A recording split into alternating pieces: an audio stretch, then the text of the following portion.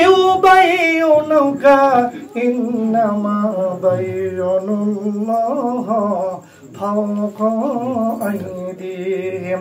আল্লাহ বললেন, হে নবী, নিশ্চয় যারা আপনার হাতের উপর হাত রাখিয়ে যারা বায়াত গ্রহণ করলো, যারা শপথ গ্রহণ করলো, যারা ওয়াদাবদ্ধ হইল, যারা অঙ্গীকার স্বীকার হইল, না না নবী, তারা আপনার হাতের উপর হাত দিয়ে বায়াত গ্রহণ করে নাই, তারা যেন আমি আল্লাহ আমার হাতের উপর হাত দিয়ে বায়াত গ্রহণ করব। বায়াত কথা কোরআনে আছে। অমাইয়ুদুলিল ফালান তাজিদা লাহু ওলিয়্যাম মুরশিদা। আবদহু ইলাইহি ওয়াসিলাতুন ইলাইকা। কত জায়গায় বায়াতের কথা আসছে। ও ভাইয়ান, আপনি নামাজ পড়েন, ভালো কথা। ইসলামের স্তম্ভ কয়টি বাজান? ইসলামের খুঁটি কয়টি? প্রথমটা কি বলেন তো? প্রথম হলো কালেমা। ওমর যখন আবু জাহেলের যখন ডান হাত ছিল, যখন আবু জাহেল হুকুমে যখন এই ওমর রাসূলের কাল্লা কাটতে গেছিল, বলেন তো আগে নামাজ পড়ছে না রাসূলের হাতে হাত থেকে বায়াত গ্রহণ করছে?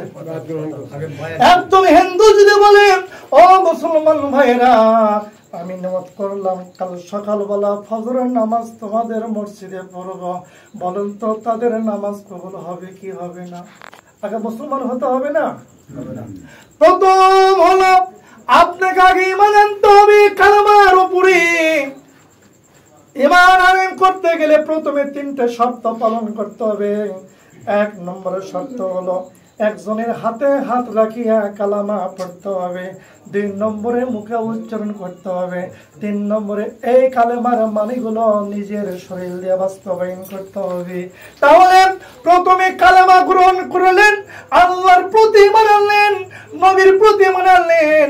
আপনি যখন ঈমান আনলেন, যখন আপনি মুমিন হয়ে গেলেন, আপনার জন্য 2 নম্বর সাবজেক্ট হলো আপনাকে নামাজ ফরজ করা হয়েছে।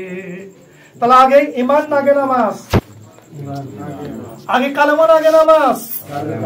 সাহাবারা আগে নামাজ পড়ছে না আগে মুরিদ হয়েছে বায়াত গ্রহণ করছে? আপনি আমি নামাজ পড়তেছি আগে বায়াত গ্রহণ করছি? নামাজ পড়তেছি।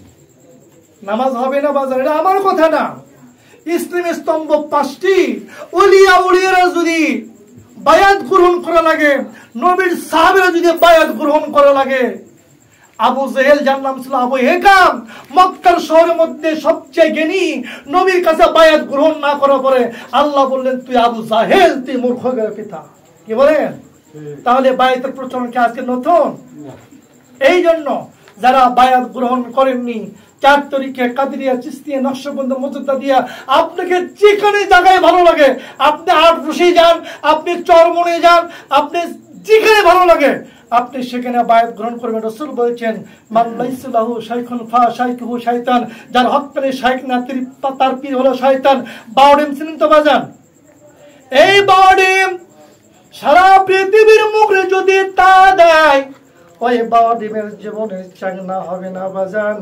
কারণ কি? ওই ডিমে মোরগের তাপ পায় নাই।